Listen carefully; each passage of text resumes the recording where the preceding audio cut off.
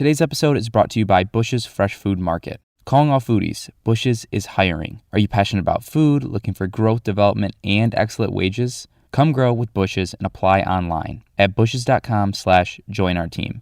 That's Bush's, BUSCHS.com/join our team. From the Detroit Free Press, I'm Kayla Cockrell with today's Free Press Voice Briefing. It's Monday, October 31st, 2022. A once-abandoned brick house in Detroit's North End neighborhood along the Woodward Corridor, renovated using recovered materials from various historic houses and buildings, is listed for sale. Owner Kyle Dubé purchased the fire-damaged house from the Detroit Land Bank Authority, which sells city-owned vacant homes. A homeowner who lives across the street had plans to purchase and tear the burnt home down because it was an eyesore. But those plans changed when Dubé and his partner, Bo Shepard, a Detroit resident who owns Woodward Throwbacks, a hand-trammet company that redesigns and builds furniture and spaces using reclaimed and found materials, looked at the property in search of salvageable goods. The couple thought it wasn't in terrible shape compared to many demolition-bound buildings they visit. After having a conversation about the property, they talked with the neighbor and their intention to purchase and fix the house instead. It's filled with reclaimed fixtures that originated at Marygrove College, the College Book Tower, historic homes and buildings in Corktown, Boston Edison, Birmingham, Lapeer, New York, and Maine. The 4-bedroom, 1.5-bath house, built in 1905, was completely remodeled this year.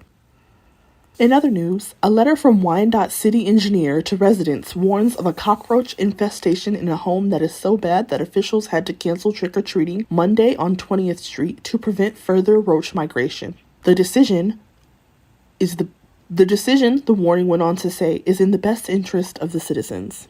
The city said it is putting up human barricades and signs, not so much to stop the roaches, but to close sidewalks on the streets from Eureka to Grove from 4 to 8 p.m. Monday to vehicles and kids in their adorable costumes. The closure includes the intersections of Orchard and Pine. The letter, which was dated October 25th, was signed by Gregory Mayhew and posted in a Downriver Facebook group. A resident and city councilman, Todd Hanna, whose name is at the top of the letter, along with other officials, independently verified the letter's accuracy. In the meantime, the city council voted to shut down trick-or-treating to prevent roaches from grabbing onto kids' costumes and entering other homes. There was also the concern that even if trick-or-treaters were to kill some of the roaches by stepping on them, their eggs could survive and be tracked over the neighborhood. It's no fault of the city, Hannah told the Free Press on Saturday, explaining that the infestation came to light a few weeks ago when the city's waste management picked up a load of garbage crawling with bugs outside of a home that has since been vacated. Hannah added that the city is desperately trying to get rid of the pests. I'm Jennifer Brookland, child welfare reporter. Jobs in America are shifting way beyond the typical 9 to 5, but the reality is childcare has not kept up. Only 14% of Michigan's childcare providers offer care after 6 at night, and just 6% of them provide childcare overnight.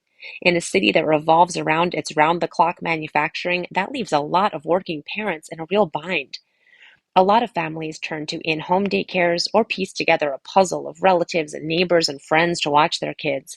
There are not enough licensed, accredited 24-hour childcare centers for families who want a spot in one. That's one reason Betty Henderson, who owns a 24-hour daycare in Detroit, is often fielding calls from parents who work non-standard hours trying to find a place for their kids.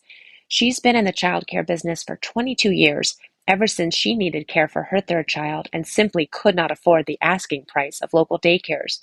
She opened Angels of Essence Daycare, put up a few flyers, and has never had to advertise since. But if you ask Henderson, it's only getting harder to provide quality care for kids. And as it turns out, the whole childcare industry is incredibly fragile.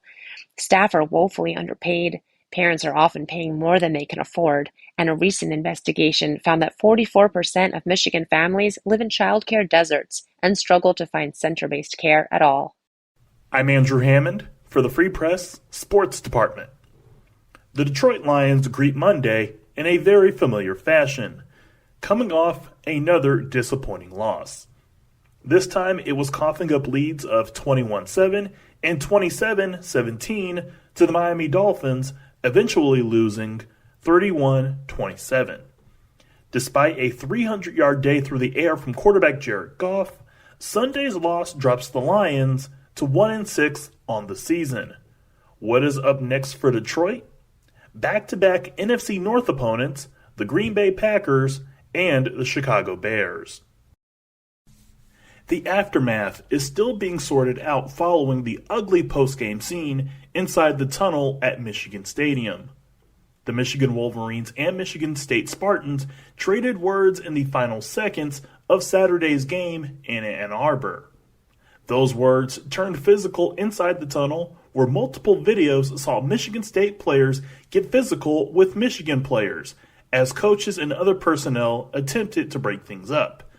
One of the more prominent videos from Saturday night was a Michigan player getting overpowered by a group of Michigan State players.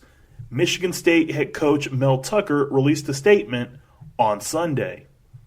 As Spartans, our program has a responsibility to uphold the highest level of sportsmanship. While emotions were very high at the conclusion of our rivalry game at Michigan Stadium, there is no excuse for behavior that puts our team or our opponents at risk. In a complete cooperation with law enforcement, the Big Ten Conference, UM and MSU leadership, we will evaluate the events in Ann Arbor and take swift and appropriate action. For more news from the Detroit Free Press, be sure to check out freep.com. That's FREEP.com.